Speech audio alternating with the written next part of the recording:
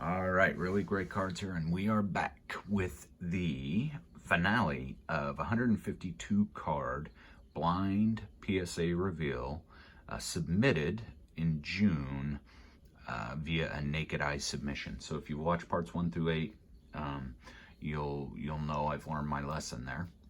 Number one. Number two, if you haven't watched 1 through 8, pause this, go watch 1 through 8, and it will make more sense as time goes on.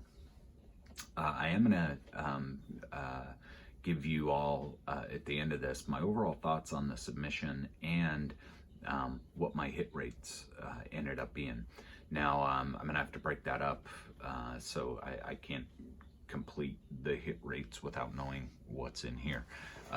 So I'll press pause real quick and come back with those hit rates for you. So yeah, let's get into it. This is box number 9. There shouldn't be nearly as many cards in here. So hopefully just a little bit of the reveal, and then I'll get to my hit rates and my overall thoughts on the sub. So let's get into it. Here we go.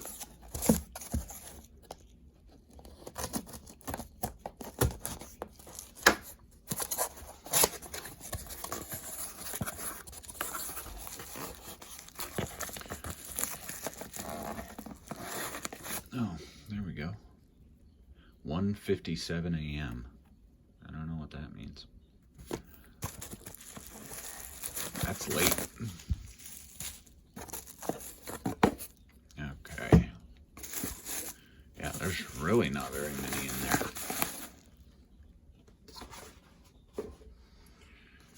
Sunset, blah, blah, blah.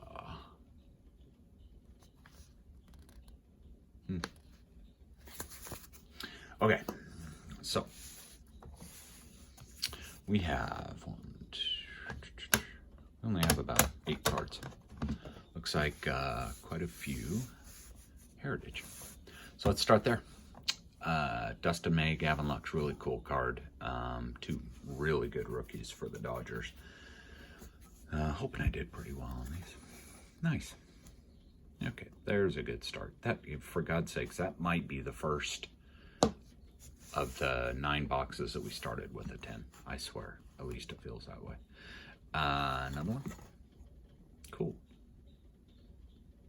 At one point, this was probably the card to get out of Heritage. Now it's probably more the bow. But, yeah. Well, apparently I have the eye for Lux and May. Here's a Jordan Aquino. Yeah. Boy, the more I look at that, that's centering. Another Jordan Aquino. Yeah. Again, probably centering. Jordan Aquino. 10 with the exact same centering. So there was something else on the others that I missed. I mean, the centering looks the exact same on these two. So I lied, not the centering. Something else I missed. And one last 9. Okay, and then, oh.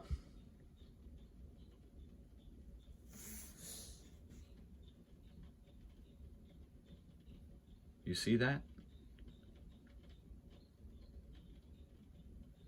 What the hell happened there?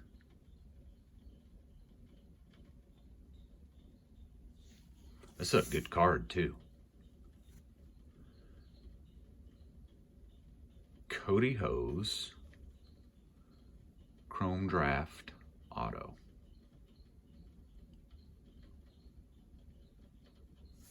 So look at the back.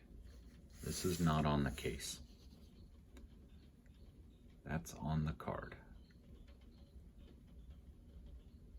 Now, please trust me when I tell you there is no way I would have sent a card in like that.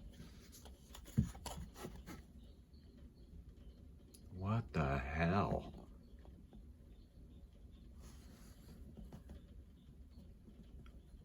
That's ridiculous.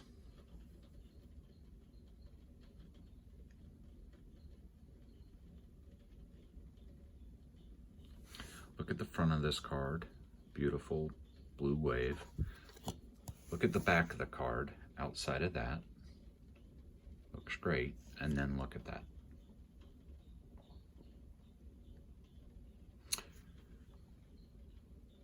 It's like when they glued this together or sonically sealed it. I don't know what happened. All right, that pisses me off. So I'm gonna take a deep breath. I'm gonna give you some results and some overall thoughts on this submission.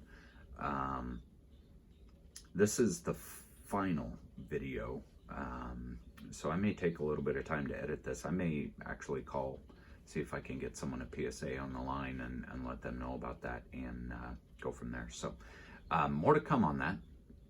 I'm gonna splice this video, there's a child in the 80s, this video with my overall thoughts and my hit rate piece, but I'll be back in a bit for that. Hang tight. All right, guys, I'm back. So told you I was gonna come up with percentages. So let me start there, then I'll give you a couple of thoughts on this submission. So all told, we had 1.5, 1.6, 1.7. Those accounted for less than 1% of the submissions. Then we ended up with 12.8 near mints. Bummer on that one. That was 8%. We ended up with 81 PSA 9s, 54%, and our actual hit rate, PSA 10s, was 66 cards, so 44% hit rate. Yeah, it's a bummer. You know, I was hoping for higher than that, but this was also a naked eye submission. So let me give you my thoughts on the overall submission, and then a couple of closing items. Number one, big time lesson learned. Don't naked eye submit, especially if they're questionable. You know, I went into this expecting a lot of 9s and hoping for some 10s, and I got that. But I also got some 8s that I'm not overly happy with. So, you know, this was early on in my grading submission process. So I've learned that lesson. Now I will thoroughly review my cards. So that's lesson learned, number one. Number two, if you don't think it's a 10, it probably isn't. And that's okay. You know, 9s are selling for more than raw cards, so it's still a good idea to get them graded. So those are my two big learnings from this sub. Let me give you a couple thoughts. So I'm not blind. I do use reading glasses, but I'm absolutely not blind. And the further something gets away from my face, call it a foot or two, the better my eyesight is. Almost all of those 8s, I would say 10 of those 8s that came back as 8s had bottom, mainly dual bottom corner damage. That's typically from putting things in and out of sleeves and is typically pretty noticeable, especially on many of the cards that I got graded. They have black backs or they have colored borders on the back. I would not have submitted the majority of those 8s that came back 8, knowing that they had those nicked corners. So I never dispute the grade the PSA provides. I think they give as accurate as possible grades that they can when you factor in the human element of the subjectivity of card grading. So I'm not going to dispute that. The 8s deserved 8s. What I am struggling with right now is the fact that I never would have sent those cards having seen the dings on the back corners. So somewhere between this sorting mat right here and those getting slabbed up at PSA, something happened along the way. I don't know if it was the way I packaged them, which I packaged them the same way I submitted that first one, which didn't have that. I don't know if it was over-examination or dual examination, if they use some of my cards to train some of the new hires. I don't know what it is, but there's some disappointing 8s in there for sure, some Tatis, and Anyway, that kind of is what it is. As for the final card of the submission, I found it interesting that this was the very last card that they loaded with this back corner issue, like I showed you guys.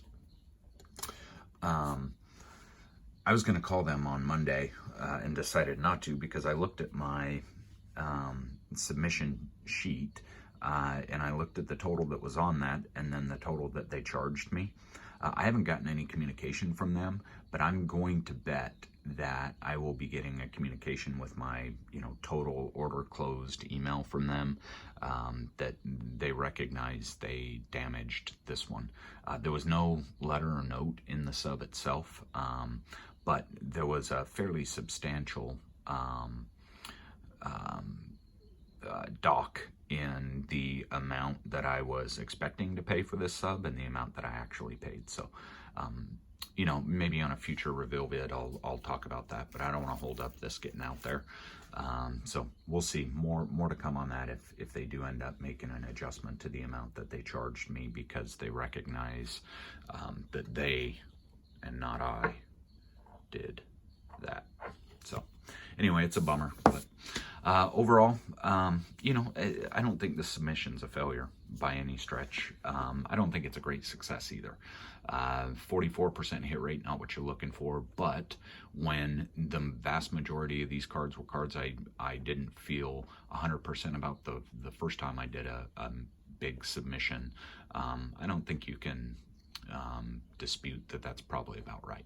So just recapping, lesson learned, don't naked eye grade, period, end of statement. And number 2, if it doesn't feel like a 10 when you're putting it in that Ultra Pro, it probably isn't. So thanks for watching. I appreciate you making it all the way through to the 9th video.